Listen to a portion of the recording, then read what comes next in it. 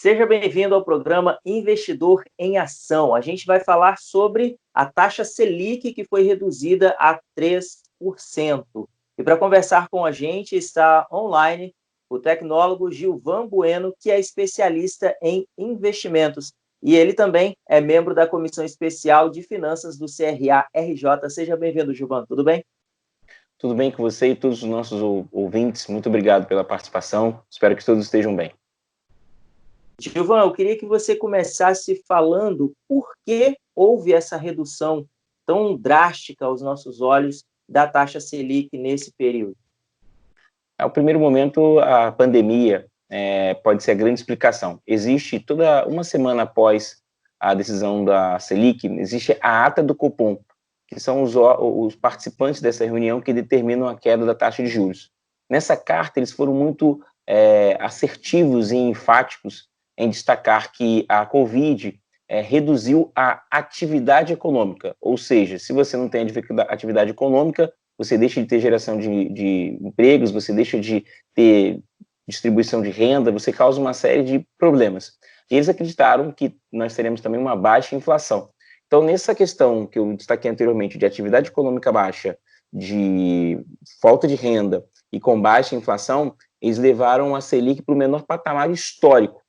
Ou seja, e tem um segundo fator que é importante destacar, que poucas pessoas acabam falando, que é o seguinte: hoje o Brasil tem uma dívida em dólar, um alto endividamento em dólar.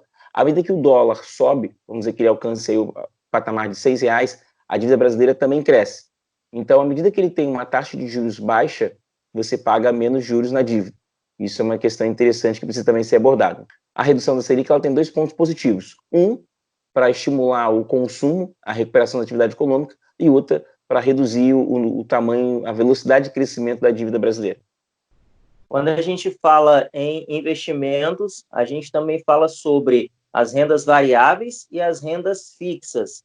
Dentro da renda fixa tem um dos tripés que é interessante, é a questão da liquidez. Você conseguir recuperar rápido esse dinheiro, essa emergência que quando você precisa. Nesse momento da taxa Selic, eu preciso abrir mão dos investimentos, por exemplo, em tesouro direto, ou eu posso acalmar e manter uma visão um pouco mais a longo prazo? Como você avalia essa situação?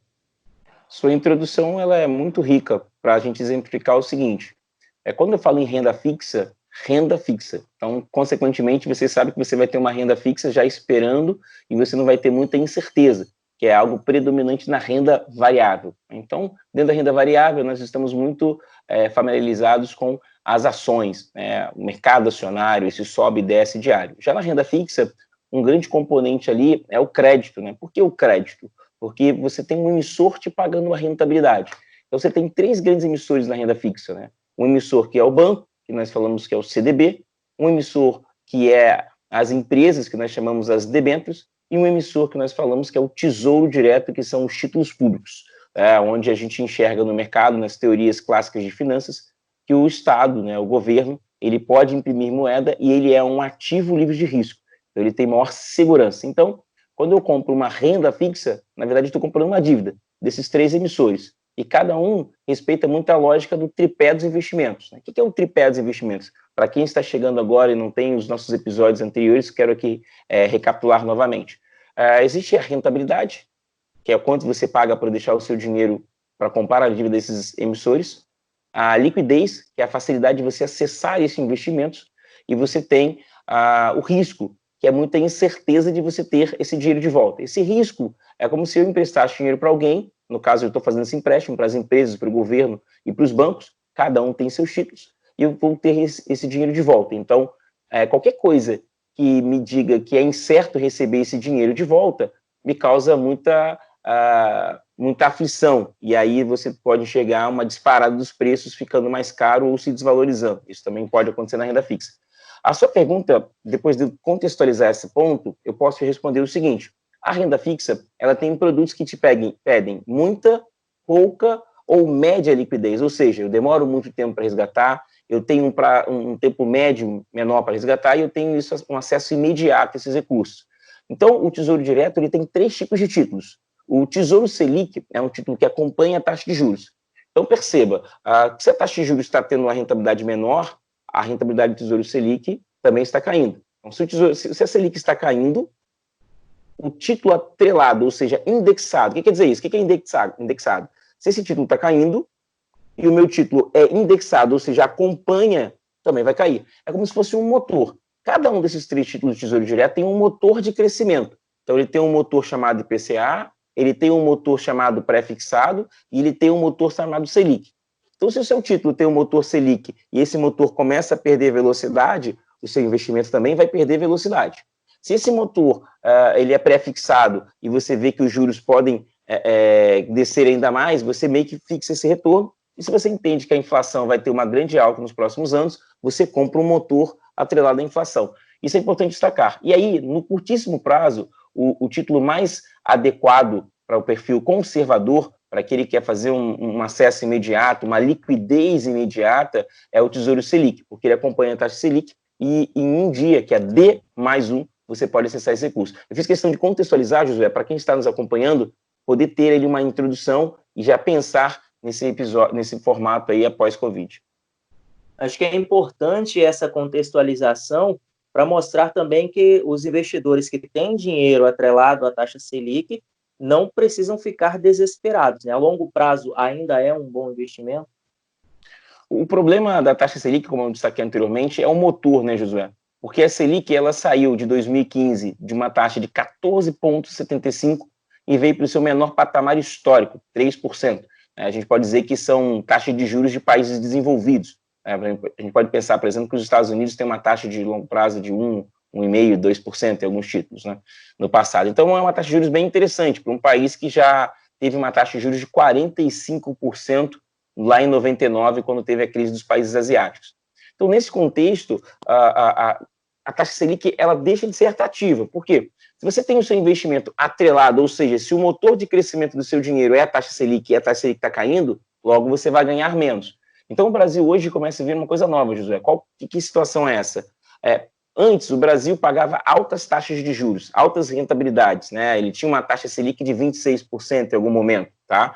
Agora, ele tem uma taxa de juros de 3%, ou seja, parece que ele está caminhando para estimular a economia, estimular o crédito, né? Com essa taxa de juros de 3%, as pessoas começam a acessar o crédito para que elas possam fazer investimentos e gerar empregos. No passado, o Brasil era um alto pagador de rendimento, era um dos países que mais pagavam taxa de juros pelo mundo. Agora ele inverteu essa lógica.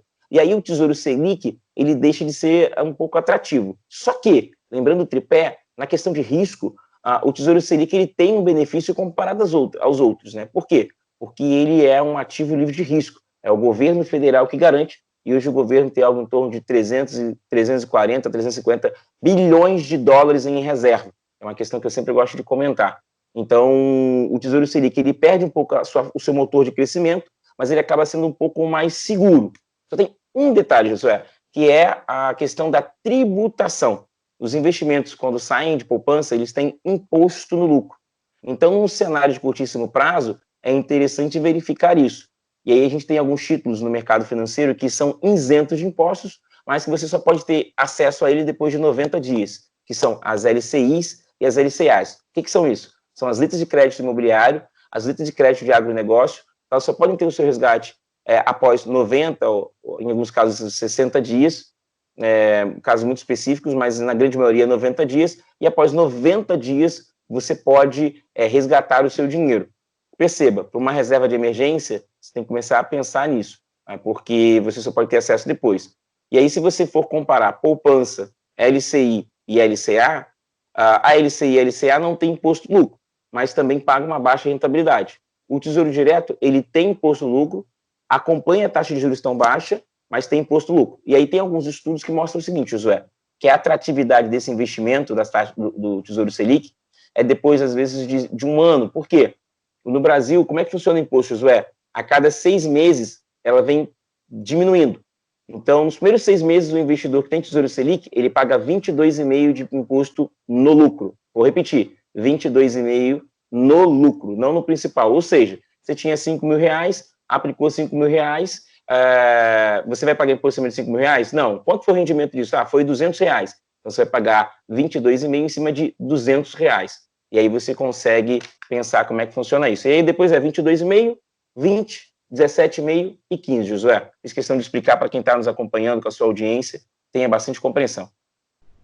É importante isso para que não haja uma histeria completa com a queda da taxa Selic e que as pessoas continuem procurando mais conhecimento para poder investir com um pouco mais de segurança. E sempre lembrando, o Gilvan gosta muito de lembrar, essas não são recomendações de investimentos, mas são informações para que você possa tomar a sua melhor decisão baseado no seu perfil. Se você é um investidor mais arrojado ou se você é um investidor um pouco mais conservador. Gilvan, o tema é muito extenso, há muitos outros detalhes que podem ser trabalhados, que nós não temos tempo hábil para tratarmos aqui, mas quem quiser se aprofundar um pouco mais, como faz para ter contato com você?